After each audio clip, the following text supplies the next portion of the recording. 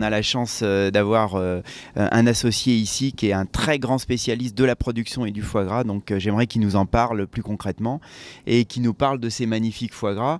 Mais voilà, ça c'est la matière première et c'est à partir de ça qu'on fait des très très belles terrines. Et c'est un très grand plaisir de manipuler ce produit qui est très beau, qui sent très bon, qui n'est pas saignant, qui a une grande noblesse dans ce produit. Bien préparé. Bien préparé, voilà. Et surtout, ceux-là sont arrivés cette nuit, donc ils sont plus que frais. Et c'est ça qu'apprécient nos clients. C'est de l'extra frais, c'est ça qu'apprécient nos clients.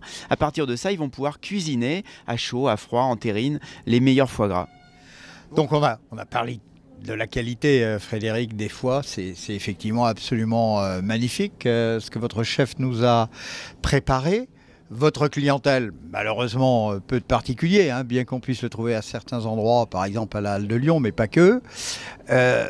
Surtout les chefs étoilés. Et à ce propos, vous étiez, il y a 2 jours, à l'Élysée avec le chef Gomez, meilleur ouvrier de France, chef des cuisines de l'Élysée. Ouais. Le président également est venu, le ministre Le Foll. C'était pour le redémarrage de la filière foie gras. Quelques mots sur cette belle aventure.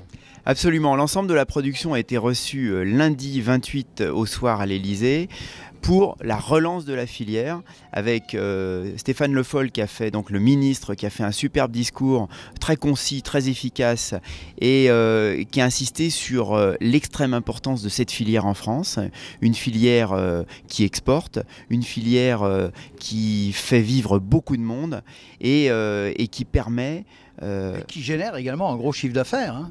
Oui, on est de l'ordre du milliard de chiffre d'affaires, donc ce n'est pas rien, avec beaucoup de producteurs, des transformateurs, des exportateurs, et puis des gens comme nous qui sont spécialistes auprès de la grande restauration. Et puis c'est vrai aussi auprès de l'Élysée, donc on en est très fiers. Vous le méritez, vous n'avez pas le col bleu, blanc, rouge, mais vous avez l'écharpe noire des amateurs de foie gras. Alors pourquoi je parle d'écharpe noire? Parce que Mas, bien entendu, le spécialiste des foies frais et des foie gras, hein, vous faites également. Là, on va foie gras de canard en entier dans des petites verrines, des petits bocaux, c'est superbe. Parlons également du caviar et de la truffe. Hein. Soyons modestes et raisonnables à l'aube des fêtes. Le caviar. Alors, le caviar, on a une gamme de caviar qui a été sélectionnée par les chefs et pour les chefs, donc avec différents poissons, différentes origines, différents esturgeons évidemment.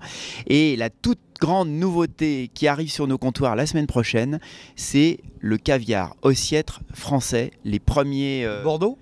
Alors c'est en Aquitaine effectivement, parce que c'est là qu'on a les plus grands élevages et on est très content.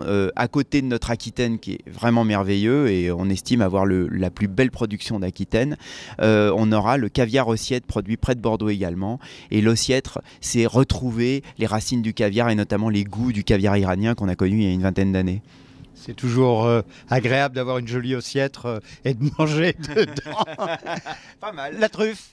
Alors, la truffe, c'est aussi un des mets emblématiques des fêtes. Enfin, pas que des fêtes, hein. On peut en manger toute l'année, y compris au petit déjeuner sur des petites lamelles de pain grillé, tout simplement. Hein. Alors, comme j'ai fait il y a quelques semaines encore. La truffe, d'où vient-elle? Y en aura-t-il cette année?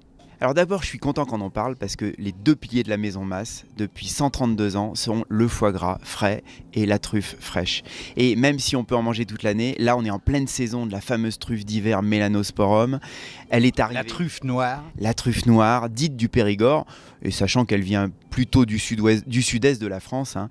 Mais la truffe noire est arrivée, elle est déjà magnifique, on est très content des premiers arrivages. Elle est pour l'instant à un prix raisonnable, on espère qu'on en aura. Pour l'instant, ça sort normalement, mais la truffe est un produit naturel qui nous réserve des surprises chaque semaine et qu'on attend chaque semaine avec beaucoup d'impatience. C'est parti, la saison jusqu'au mois de mars, il faut vraiment en profiter parce que la fraîche, c'est inimitable. Et puis à ce propos, hein, le fameux marché à la truffe de Richeranche dans la Drôme provençale a débuté il y a juste quelques jours. Ben voilà, on est sur les premiers marchés, tout à fait. Je vois que vous êtes bien renseigné. Et ces marchés... Vous savez, j'ai un peu le nez ou la truffe du chien qui va caver ces magnifiques champignons en sous-bois. Le chien truffier a une valeur énorme. Ouais. Donc, Michel, vous avez une valeur énorme. Ça, c'est très, très important. Merci. D'ailleurs, ce que craignent les trufficulteurs, c'est le vol de leurs chiens. Oui. Et puis également le vol des truffes. Ouais, le cavage sauvage, ça c'est inadmissible. Et il faut faire attention parce qu'ils ont la gâchette facile en la matière.